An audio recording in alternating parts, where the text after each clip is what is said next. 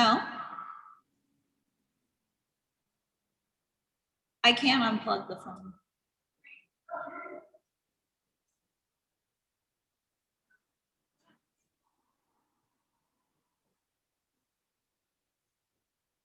All right, Mona's just having technical difficulties, so we'll wait for her. Okay. We have a couple attendees popping in.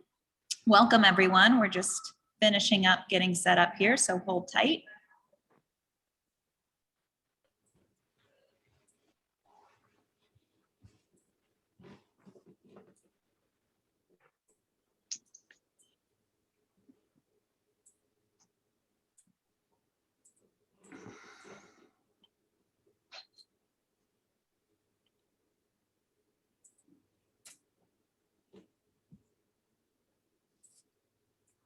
Oh.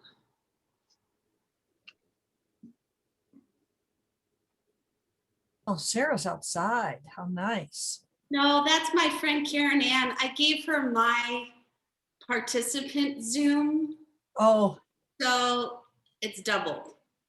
So that's my friend Karen Ann. oh, yeah, now I see that. There's multiple Libby Garens on here. There sure are. That's funny. I only see one, Libby. There's another Libby. She has a black and red striped shirt. All right, I think Mona's coming in. There she is. Okay, great. Okay. All right. Hi, Mona. Hey, Welcome, Libby. welcome. Okay. Thank you. All right, Sorry. everyone. I've joined us and we're not on. I'm gonna do a quick intro and then I'm going to, Perfect. first we're gonna get this phone call. And then we'll start.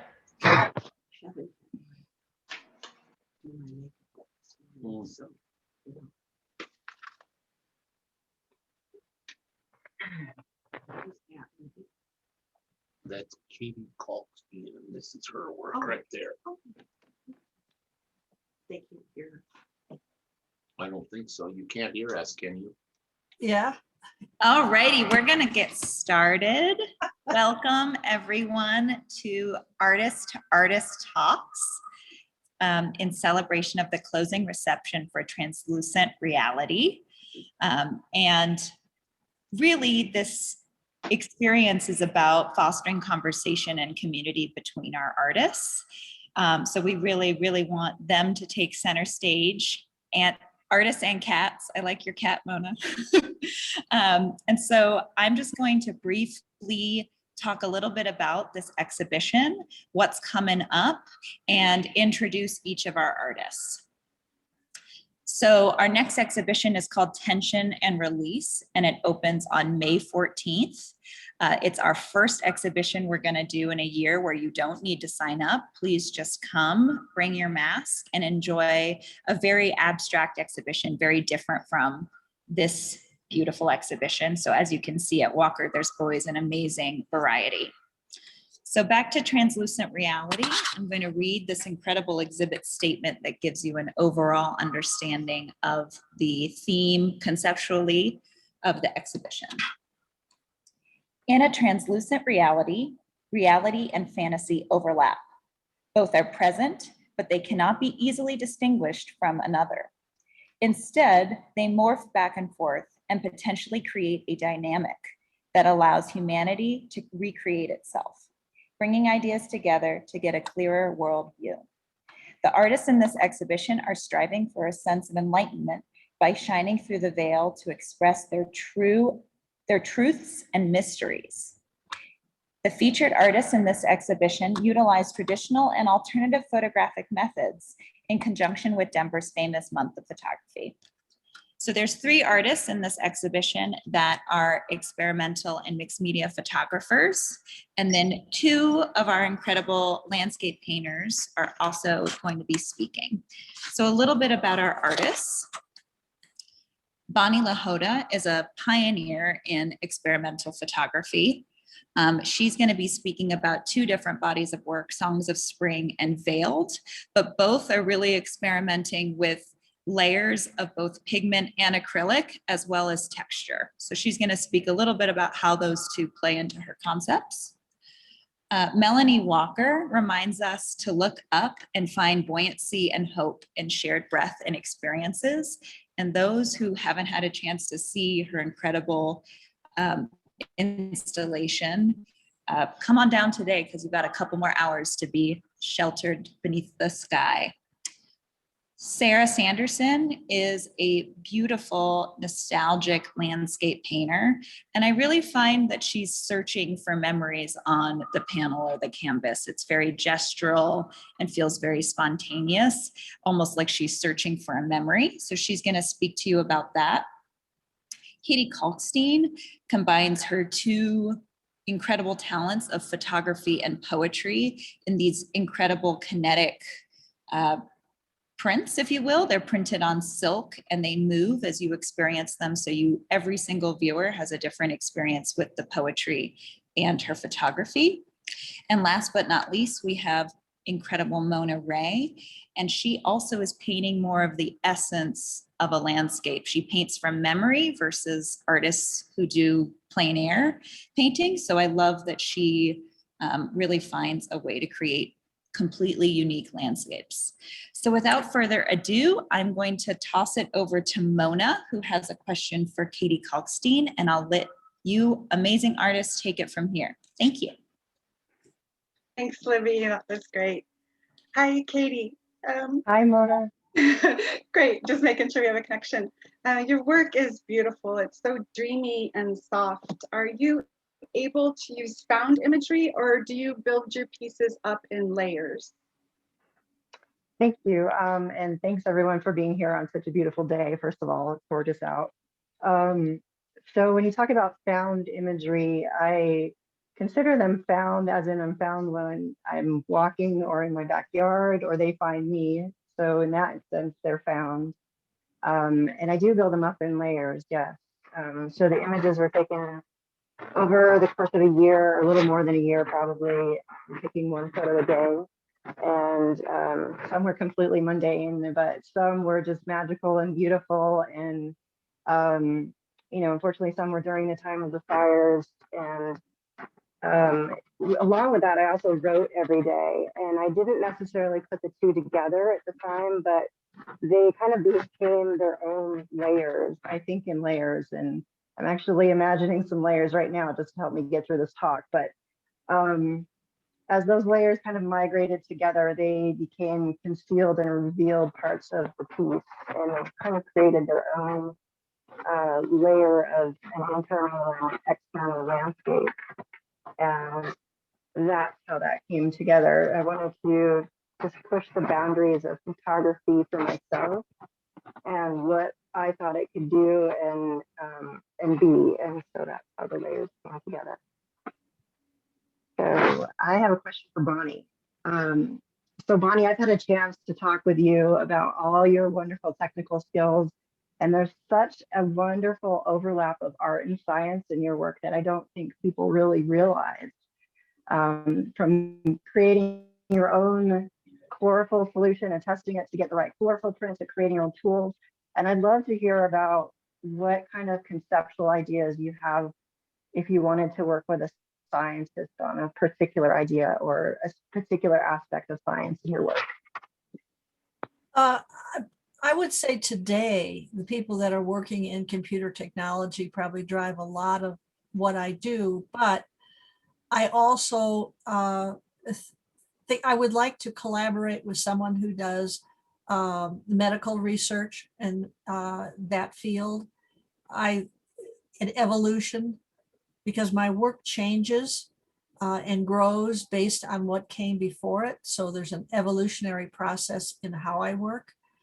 And the other person I would love to work with is someone who had engineering and architectural skills, because I have many ideas for producing larger work for large installations. And I know that I don't have that. You know, that's a whole skill set that you need. So going forward, or hopefully in the future, there will be more opportunity for that. And I think that probably is happening more today than it has in the past because of the public art projects. That more artists are able to expand their horizon in what they do because there is funding for the artists to go out and try things they haven't done before. And so to follow up, I have a question for Sarah. I love your work because it's very impressionistic. And I'm wondering, do you have the feeling that the paint's falling off your brush? Or do you have a preconceived idea of what you're going to paint? Or does it evolve? And did we lose? Thanks, Yvonne. We lost Sarah. Can you hear me? Okay, yeah, there, now you're back. Yeah. Okay, great.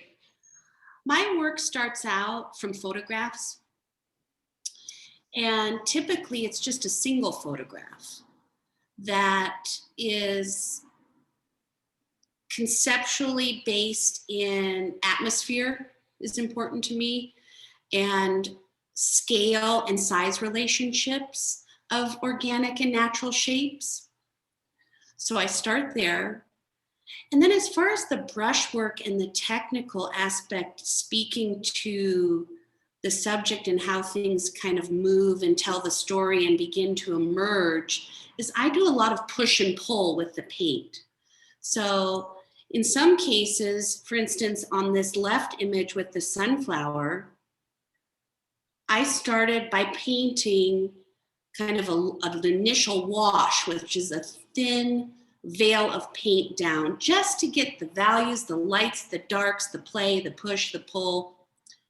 And then I do a lot of scraping and come back over it with thick paint.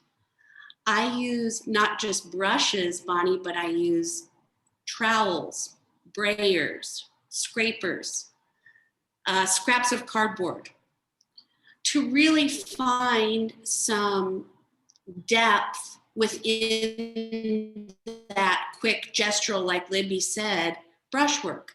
But then also a little bit of accuracy is important to me too.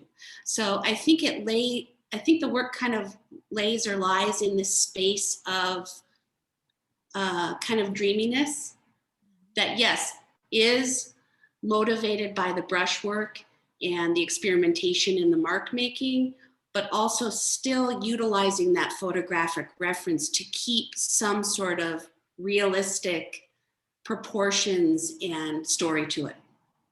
Interesting. Now I have a question for Mona. Working in the land can be transformative, as you've mentioned. I've heard you use that word in your work. And often walking or hiking can become part of that creative process. What particular transformations did you notice over the last year with all of the struggles and differences and restrictions, being able to work outside? Thanks, Sarah. Well, or is Katie, sorry. My process in some ways is similar to yours, and that I'm representing reality, but I'm distilling it, fragmenting it, seeing it through the veil of memory and imagination, and those things all kind of mix up, and depending on the painting, it may lean more toward representation or it may lean more toward abstraction.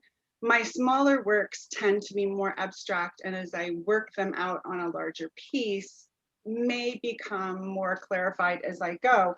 I don't start with a single image. I actually, we're reverse in that way. I tend to start with an inspiration board that fuels the entire series, or at least the section of the series. But that board is always behind me. So if I need an inspiration, I turn around, but I don't want it in front of me because then I tend to get more literal. I do the scraping, the scratching, the layering, but whereas your process starts with oil paint, mine usually starts with acrylics and charcoal. that lets me get those initial layers very quickly. And then as something starts to emerge, I let that dry and come back in with oil paint. If that, oh, sorry, I didn't really address your question. Outside, what the lockdown forced me to do was just really look around my very, very local area, rather than thinking, oh, wouldn't it be great to be in Tuscany? You know, like, no, I'm here. I live in San Diego. It's not exactly hell. So looking at my, you know, we have a lot of trees around and flowers and plants and local hikes, and just really absorbing what I have here in my immediate surroundings and enjoying that. And I have a question, speaking of clouds and surroundings, for Melanie. Melanie, your cloud installation that we saw at Walker was absolutely magical. How do you adapt these installations to a specific space? Yeah, thank you so much.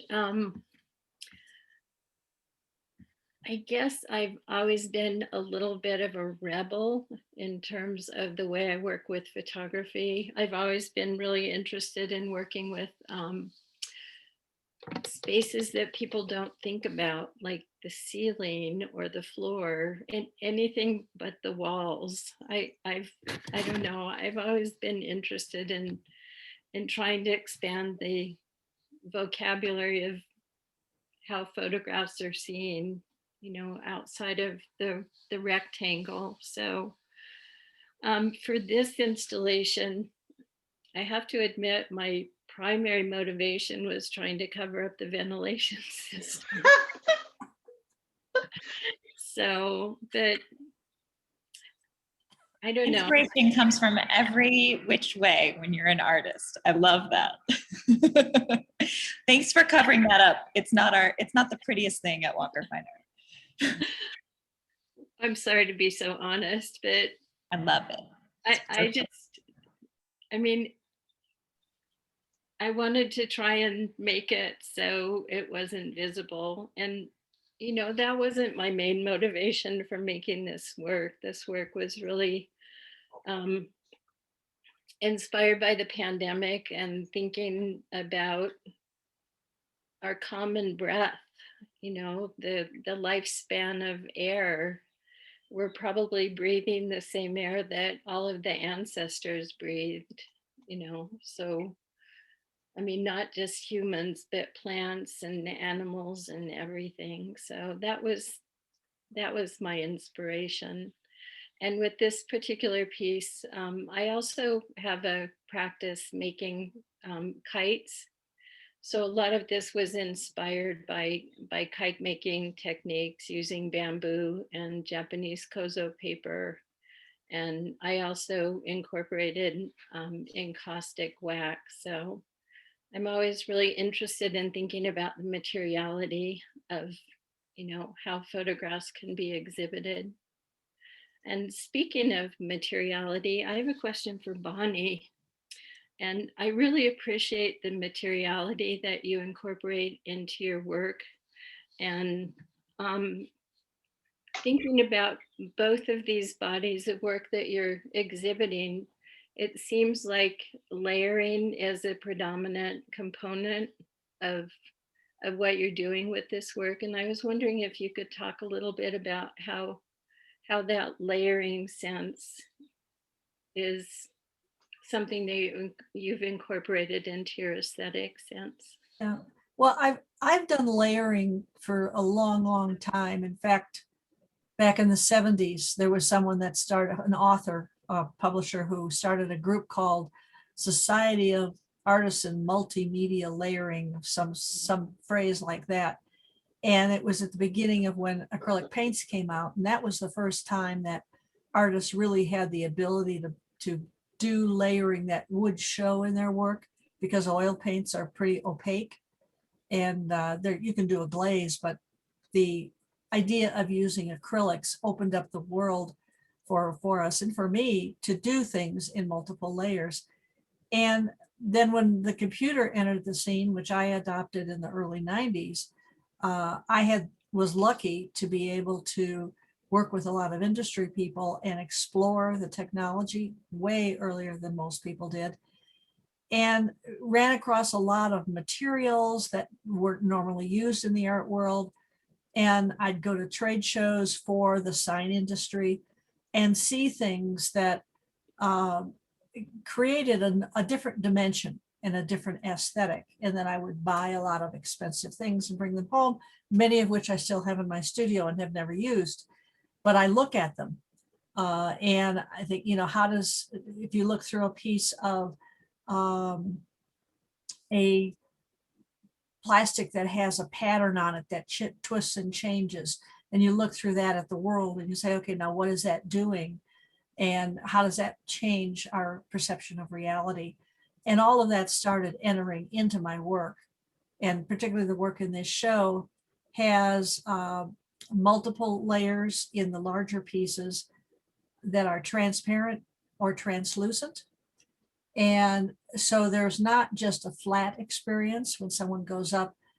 Most people want to touch my work, and I have allowed them to do that. The Songs of Spring series, that is the Grid of 12, came about because of the way lenticular images are layered. And when you create a lenticular image, which I did for years, each time you move a picture, the same picture over a number of spaces in the computer, and then those get interlaced and put behind a lenticular lens, it becomes three-dimensional. And preparing for this show, I ran across one of my files and I thought, what would happen if now I took those and actually printed them that way in a flat surface? And that's how those dimensional pieces evolved from the lenticular work. So everything I do is a progression in time. And I'm just fascinated with using new materials and problem solving. And so I have. Actually, this is one of the ones where we don't actually, Bonnie, you don't have a question. Mona Okay. has a question for you. Okay. So I'll let Mona ask that of you. Sorry, I wanted to make sure you were finished there. I really enjoy your adventurous spirit and experimental approach to process, and was wondering if you're using a similar sequence for an entire body of work, or does each piece develop in its own unique way? I usually get an idea for one piece, and then I expand on it and explore what can happen. And one of the things that I've always done in my work is I would think back on Apollo 13, when the scientists on Earth had to dump all the stuff that was on the Apollo on a table and get rid of the things that wouldn't solve a problem. And when I paint in mixed media or digital or anything else, I pile everything on the table. If I do a painting, I dump paint on that I know I will never keep. And I look at it and I say, okay, what doesn't belong here now? And I start removing. So everything I do is a process of removal. It's a little like cleaning house. After 10 years of not cleaning, you can look around and say, okay, what do I really need? And you throw away everything else. And that's my approach to life. That's great. That's often how I describe your work, Bonnie, to people that come in, because there's so many, you're compositing so many images and then you're layering, you're really picking and choosing what you want the viewer to see. Mm-hmm. So everything is such a distillation process, because if you have, you have millions of photographs and then you have multiple layers and all these different ways to print those layers, these are the stars that are left behind. That's yes, very well done, Libby. Oh, good. Thank you. I just want to make sure I'm describing your work correctly. So Bonnie, sorry to interrupt you. I know you have a question for Katie. So okay, yeah. The transparency that flows through your images is very dreamlike and meditative. But you have poetry behind it, and then you have the veil in front. Which of those do you feel is more important to your message, or are they equally important? The intent is for the words and the images to function reciprocally. I think of it as like the breath of the body, and that's kind of the idea behind the theme of this work is the body functions in relationship to the earth, and it's reciprocal. And I actually prefer to use the word layer versus veil. Veil is kind of problematic to me, but just as a personal note. Well, they look like they're breathing. That's They're good. That's good. wonderful. And meditating. Thank you. Thank you. That was the intent, is to have people actually walk by, and the interaction of the body of people walking by and changing the airflow and the current actually creates and recreates the piece and makes the words ephemeral. So they do create their own poetry for each person, and the words resonate Well, with each person as they walk through. well, you know what I really dislike are having television monitors in restaurants. And I saw your work and I thought that would be so beautiful on a wall instead of a television with a gentle breeze. Just, I mean, they would be so relaxing. People would Thank eat you. more, they'd spend more money. I just think that would be, Can you be my marketing person after the show's over? I really think some restaurants should do that. They really should. Agreed. Well, no, Bonnie, like I said, agreed. thank you. Yeah, I mean, I love working this style. I don't know that I'm necessarily done with this body of work. I really enjoy building up the layers. I think of it more as like a painting for me, because when I used to be a painter, and when I was building up the layers, you'd have this beautiful glaze, and what's seen just below the surface, along with the surface, actually creates something more beautiful for me as a painter, as trained as a painter. But so I think that kind of infuses itself into the work as well. But yeah, that's the answer, I guess. You let me know what restaurant they're going to put that work in. I will. I'm going to sign up for the first meal. Okay. So talking about paint, I actually had a question for Sarah, who paints probably better than I do now. But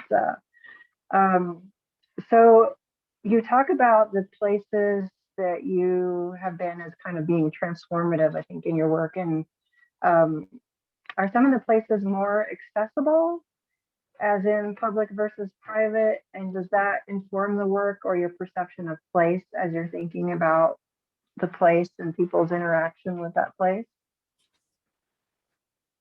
Well, this past year has been a real wake up for finding beauty in close surroundings. And many of the paintings are my backyard. Different views and iterations of the same thing. Some dreamlike sequences and memory. And then I would say a predominant number of the works are private places. So Katie, there's one in particular. I have a family who I've become close with that are dahlia farmers.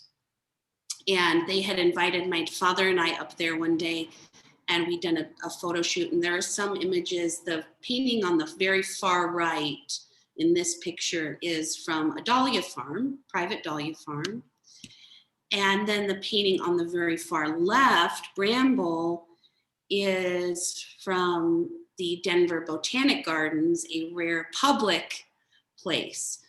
But I would say for the most part, they're private places. And that's important because I think showing, not spelling out, but showing some solitude and memory and letting the viewer kind of visit their own experience in those images is important. So it is a private moment, more so than public. I hope that answered your question. And it's not my turn now. Katie, you have another question. I do, thank you.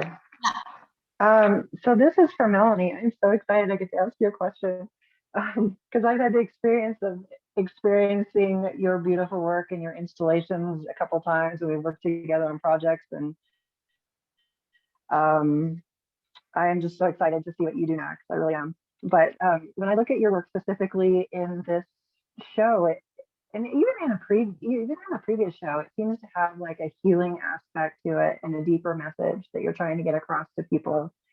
And we had a brief conversation once about the role of the artist in society, especially with everything that's happening in the world. And I wondered if you could speak to that a little bit. I know you can only speak from your own perspective, but if you would just share a little bit of that, I'd appreciate it. Boy, that's a big question. So, yeah, and I can only speak for myself, but and also I can only speak for what my hopes are with the work that I make and what people take away from it. But yes, I would say healing is a big factor, particularly with this piece and this time that we've been going through. But I don't know. I would hope that the work maybe functions to help raise awareness and to think about things maybe in a more a deeper way, a less superficial way. Particularly now, I feel like smartphones have made us all a little bit not very smart. So yeah, I would hope that things would resonate on a deeper level that maybe allows people to think about things in a different way than they normally do, think in a deeper way. I don't know. I like to think of the role of the artist as being sort of a pioneer and raising awareness and thinking about things differently. I don't know. I feel like I'm being redundant. So I am going to move on to my question for Mona, which has to do with the way that you work with paint. And it seems to be sort of additive and subtractive at the same time. I love the way that you talked about the materials that you work with when you're doing your painting. And you talk about some of these ideas in your artist statement with clarity and chaos, destruction, and creation. And I was wondering if you could elaborate on this clash of opposing actions and ideas that seem to be occurring simultaneously in your work. Thanks, Melanie. Yeah, I think probably because I don't start with a singular image, I'm really just starting with a substrate and allowing my decisions to be driven more by my subconscious than my subconscious. And that's a messy place, at least for most of us. So as I'm working through with paint or charcoal or whatever it is, I'm waiting for something to emerge, and it sounds really loosey-goosey, but there's a point where I start to feel some kind of resonance, or in my statement, I think I say I feel a moment of truth. But unfortunately, it's hard to hold on to. As I continue to paint, sometimes I lose it, sometimes I get it back, sometimes I don't. So as I'm working through those layers, I'm attempting to kind of balance that process, which is imperfect, and this moment of resonance or truth that is really intangible, and then somehow reach an endpoint that feels, oh, how do we know when a piece is finished? When it feels right, when it feels a sense of completeness. And, I loved your honesty when you responded, because, I mean, we have to decide there's an endpoint, right? We could keep painting or making forever. So we have to decide this is the moment of closure. And this one is going to go out into the universe and find a new home. And we're ready to start a new piece. So that's kind of how those weave in. Depending on how it's going, there may be more creation and less destruction, or maybe the other way around.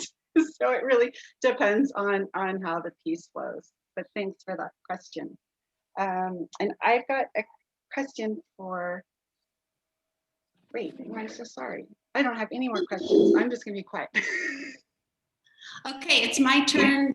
Sarah Frabani, you describe your songs of spring as small, joyful objects, which they truly are, especially up close. I'm just enamored by the depth and the dimension and the color and the shape.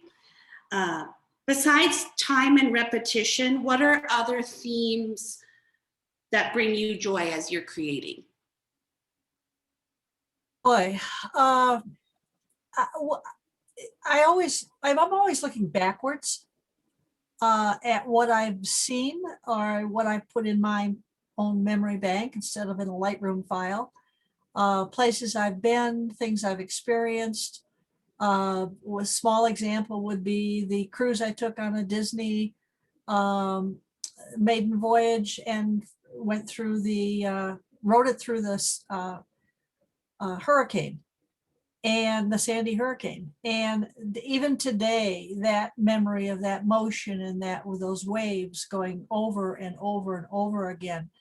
And, running around deck 4, training for a half marathon, all those things of repetition play into my work. Like this, the Songs of Spring are the repetitive signal images that are stacked up and are dimensional due to the technology and the printer that I'm able to use to do it. So everything is based on repetition, whether it's repetition in time, it's something that I've experienced, and I carry those around a lot with me, which actually plays right into my question for Melanie, because, and I'll just move on to that, because when I walked in, Melanie, and saw your exposition, and that beautiful installation, it just took me back to when my children were 9 and 11 years old, or a little bit younger. And when they got rowdy, I would take them, I'd say, okay, it's time out. We all grabbed a blanket. We went out in the grass, spread our blankets, laid down, and we went somewhere. And everybody took their turn telling a story of where they would go, whether it was the moon or to Mars or to Disney World or to a swimming pool. They told their story. And when I saw your show, I thought, boy, I wish there was a plot of artificial grass under those that I could just lay down on and look up at those clouds, because it just took me back. And the other interesting thing about it, and I am going to share this, because when my son was about 9 and we did this one day, he laid down and he said, Mom, the clouds are making the faces of all the people that died. And it's such a beautiful sentiment that I carry that with me all the time. And every time I look at your piece and I think those are the people, that it's just a real warm feeling to be able to look up. And I thought your installation would be amazing in a children's hospital or in a daycare center or kindergarten, in a ceiling. So when a kindergarten teacher just was at loose ends, the kids would all be told to grab your blanket, lay down, we're going to go somewhere. And they would look at the cloud and say, make up their story for the day. That's what I got out of that. And I still do. So Melanie, do you have any of that when you're creating this work? And is the idea of revealing and seeing part of the language that you're using, because everything is layered within each of those circles? And I've seen your other work too, so I always get that same sense with your work. Well, thank you for that question. And it's really interesting that you shared that idea about the faces of all those that have passed, because so much of this work came from my sense of grief and loss during this pandemic. And yeah, I have this theory that when people pass, all of the water in their bodies evaporate and go into the sky. Mm. and the clouds are all of the ancestors. So Parallel.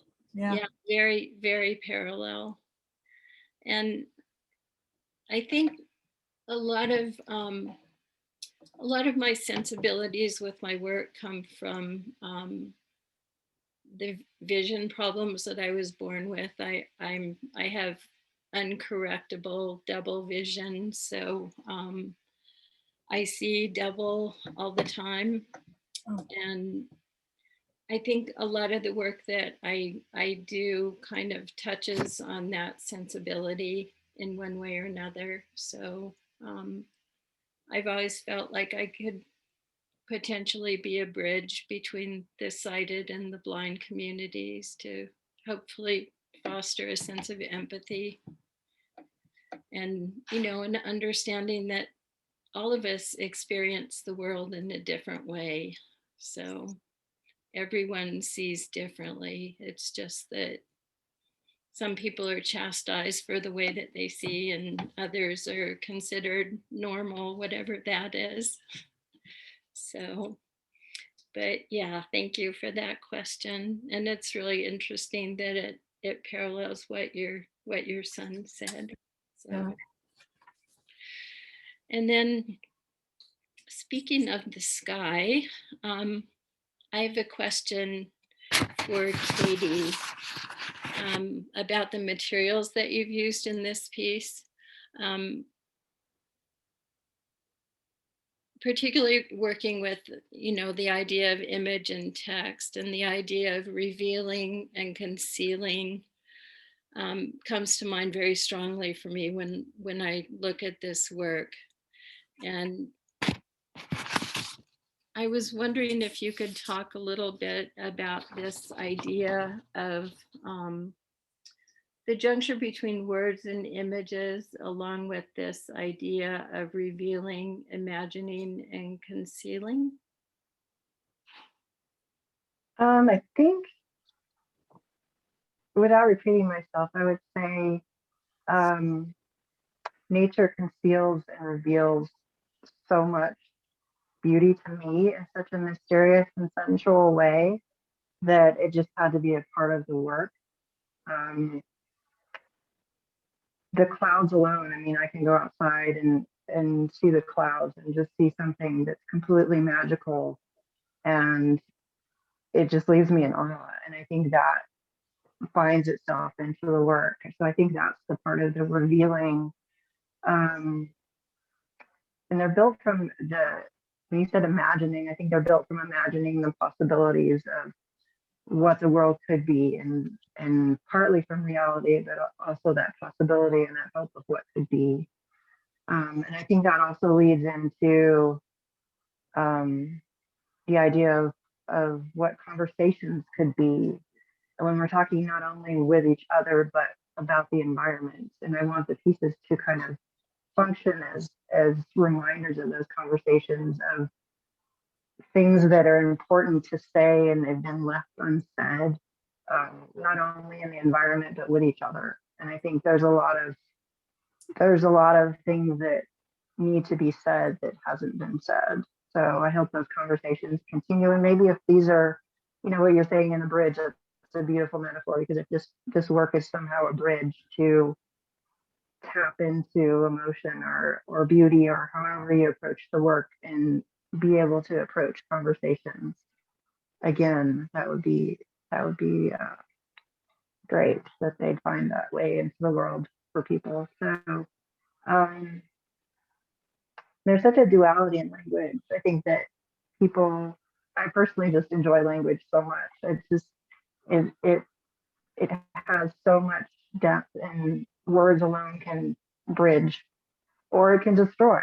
So I think that's something to keep in mind as we're talking about how to work with each other going forward and how to improve the environment going forward. We need to really be conscious of the language that we use. Don't buy new earphones right before a talk. It's like buying new shoes right before a vacation. Anyway, but I think that's just to sum up. I think that, you know, that duality that I was mentioning And that's kind of the key part of my work, is that, you know, we are nature. There's that duality of nature and us, that there is no separation. And I think that's something that I just want to leave people with, to remember that as my closing thought. Thank you. Thank you. That was such a beautiful way to kind of tie up the artist talks, but I know that we have a fair amount of participants and attendees, and feel free to drop any additional questions in the chat. We have about 10, 15 minutes to kind of go over some additional questions from viewers. But in the meantime, ask some questions, because you all are right here, and so many amazing things were brought up that I feel like I want to take to the next step. So Katie, to kind of throw it back to you actually, and Melanie, so these questions are kind of for both of you, so feel free to kind of hop in and out, but both of you created, from what I understand from what you've told me, a very unique artist practice during COVID that really involved a lot of repetition and rhythm to your day-to-day. And I'd love for both of you to speak to how the past year has altered your practice and what you're going to take from that rhythm and repetition moving forward into other bodies of work. If you see it kind of taking yourself into some new themes and new ideas.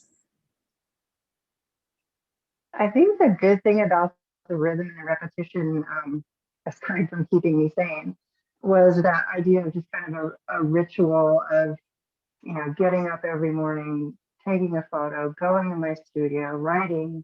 And sometimes I would do that at night too. And I think just having that sort of discipline over the past year to actually have the time and the space to do that has been amazing. There's a great talk by Elizabeth Gilbert when she says, you know, people have come to me and said, oh, you know, I want to go to India and I want to meditate and I want to have this retreat and be by myself. And it's like, well, congratulations, you kind of got it. You got this past year to be by yourself and have all this time to deal with your emotional sobriety and see what comes from that. So I think that that repetition and that kind of ritual of being able and have the privilege actually to be an artist, to do that, has been an amazing experience that I'm not taking lightly. So yeah, gratitude for that, I think, is the answer for that. Yeah, and I would say, again, just waking up every morning before sunrise and watching the sunrise and watching the day pass really helped me keep my sanity throughout this whole nightmare that we've been going through. I'm going to call it a nightmare. Maybe not everybody calls it that, but, and I think in terms of how it's impacted my practice, I think I've really been reassessing things, thinking so much more about nature, and as Katie stated so eloquently, the fact that we're very much a part of nature. You know, there's a really wonderful quote from Frederick Sommer, who was a mentor and an amazing artist, who said, when people talk about getting back to nature, I wonder where they've been. And I don't know, I think in terms of how it's impacting my practice moving forward, I've been experimenting with not using the camera, just going directly to plants and animals and other beings on the planet, and working with cameraless photography. I mean, photography has always been my primary practice, but, you know, having conversation, you know, with the wind and with plants and with birds and things like that has definitely become more of my practice. So And I imagine I'll keep taking that forward. Can't wait to see. It sounds beautiful. So I'd like to open that question up to the other three artists, because I know that everybody's life obviously was very shifted and changed. And I think we're all assessing, what did we learn from the past year and what do we want to take forward into our lives? So whether that's artwork or just other kinds of rhythms and rituals, I'd love to hear what people would like to share. So Bonnie, do you have thoughts around this? I feel like I'm seeing you in your eyes that you want to say something. Yeah, this is gonna sound awful. I have absolutely loved this last year. I have a studio that is 2 miles from my house that is gigantic. I have had no commitments to have people come in. I haven't, and I just get up and I've gone there every day. And right now, if I were to take another 360 photograph like is on the website that shows my studio, it would look like a nuclear disaster. Because I have been experimenting, making new work. I have been very busy. I've done some very large projects for people. And I have to say that although I horribly miss my family and not being able to see them, my son just lives south in Denver, and I haven't seen him like in a year in person. But, we have Zoom, we have family Zoom meetings. But as far as my personal life, I've had a blast. Which I feel guilty saying that. You shouldn't, Bonnie. You shouldn't. You got to work. Yeah. You got to really work. Sarah, is that something that you've felt as well? I think what I'd like to take from this past year, and I call it the shitstorm, is I'm a mother. I have a 3.5-year-old son, and just slowing down and really stripping away all the BS and the stuff that's just not important, however cliche that sounds. We've just gotten so ahead of ourselves in so many ways. It just didn't make a lot of sense. And you're on this freeway and this race. And so slowing down, talking to the wind, Melanie, that really resonated for me. And then also in terms of kind of a physical routine and change is I'm going to experiment with growing my own botanicals. And I've got some dahlia tubers myself this year.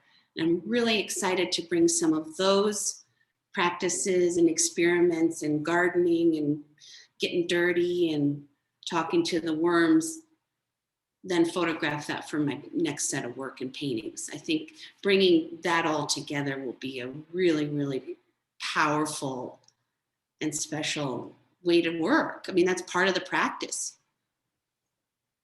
So Bringing that inspiration so close to home, just have it all in one place sounds amazing.